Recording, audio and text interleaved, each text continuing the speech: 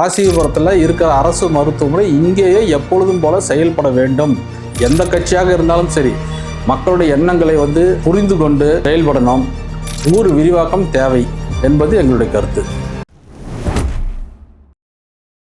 வணக்கம், எனது பெயர் ஜெயபிரகாஷ். ராசிபுரம் நகை வியாபாரிகள் நல அறக்கட்டளை தலைவராக இருக்கிறேன். மக்கள் நீதி மையம் கட்சியில் நாமக்கல் கிழக்கு மாவட்ட செயலராக இருக்கிறேன்.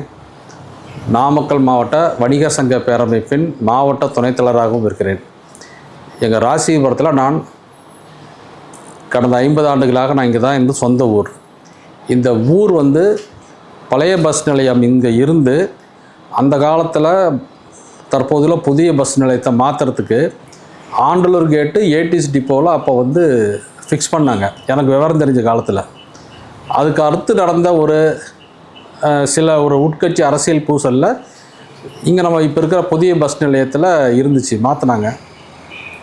இந்த நகரம் விரிவாக்கத்துக்கு ஒரு காரணம் அப்போவே நகராட்சி தவறிட்டாங்க. அன்றைக்கே ஆண்டலூர் கேட்டு ஏடிசி டிப்போவில் புதிய பேருந்து நிலையம் அமைச்சிருந்தாங்கன்னா இன்று நகரம் பார்த்திங்கன்னா இன்னும் பல மடங்கு அதிகரிச்சிருக்கும். இன்றைக்கு நாம் அந்த அனப்பாளையத்தில் புதிய பஸ் நிலையம் பேருந்து நிலையத்திற்கு நமக்கு வணிகர்கள் எல்லாமே நம்ம எதிர்ப்பு தெரிவிச்சிட்ருக்கிற நேரத்தில் இந்த பிரச்சனை அந்த காலத்திலே நம்ம எடுத்திருந்தாங்கன்னா நம்மளுடைய வணிகம் இன்னும் பெருசாக இருக்கலாம்.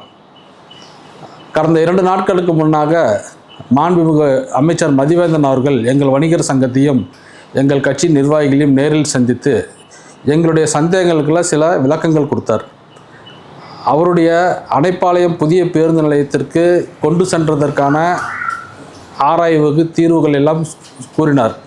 அதற்கு நாங்களும் எங்கள் நிர்வாகிகளும் இந்த அனைப்பாளையத்தில் புதிய பஸ் நிலையம் சென்றால் அங்கேருந்து இங்கே வருவதற்கு எப்படி நீங்கள் மக்கள் வந்துட்டு போவாங்கன்னு கேட்டதுக்கு நாங்கள் அரை மணி நேரத்துக்கு ஒரு தடவை பார்த்தீங்கன்னா டவுன் பஸ்ஸு இலவச பஸ்ஸு விடுறோம் அப்படின்னு சொன்னாங்க. இதை எங்ககிட்ட சொல்லி பிரயோஜனம் இல்லை. இதை கடந்த சில கிட்டத்தட்ட ஒரு 2 வருடங்களாகவே இந்த பிரச்சனைகள் ஓடிட்டுருக்குது. அப்போவே ஆட்சியாளர்கள் இதற்குண்டான விளக்கத்தை கொடுக்க தவறிட்டாங்க. இப்போ இந்த விளக்கத்தை கொடுக்குறாங்க. இது வணிகர்களும் பொதுமக்களும் ஏற்றுக்கிற அவங்க பாங்கு தான். இதே மாதிரி ராசிபுரம் வணிக சம்பந்தமாக கிட்டத்தட்ட ஊர் விரிவாக்கம் தேவைதான். அது அந்த காலத்தில் நம்ம தவறிட்டோம். இந்த காலத்தில் நாம் தவறவிடக்கூடாது.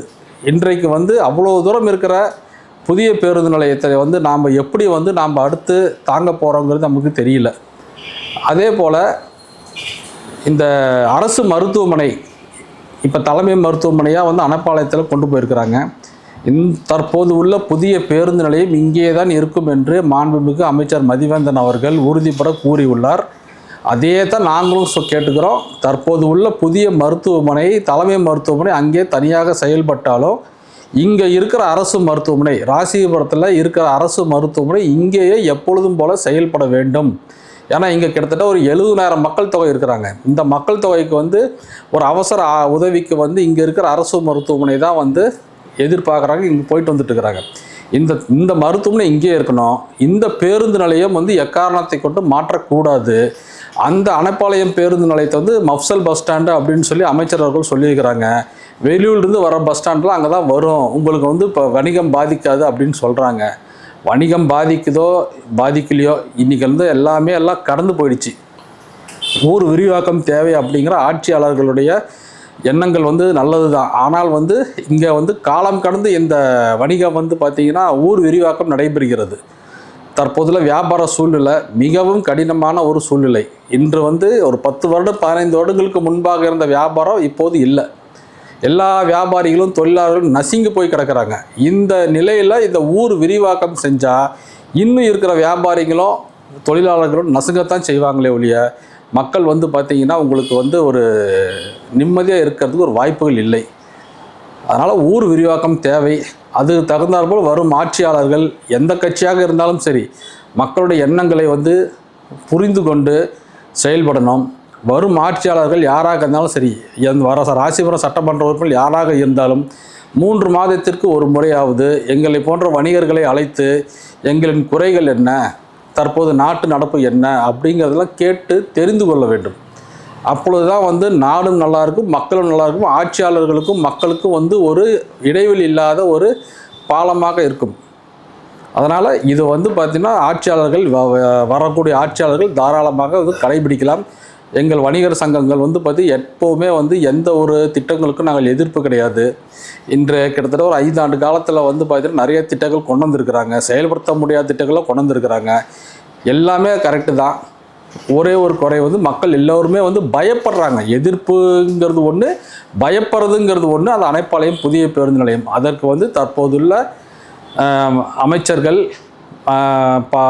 பாராளுமன்ற உறுப்பினர் அவர்கள் எல்லாருமே வந்து தகுந்த ஒரு விளக்கங்கள் வந்து வேணும். விளக்கங்கள் கொடுத்தால் மக்கள் வந்து கொஞ்சம் வந்து தைரியமாக இருப்பாங்க அப்படிங்கிறது என்னுடைய கருத்து.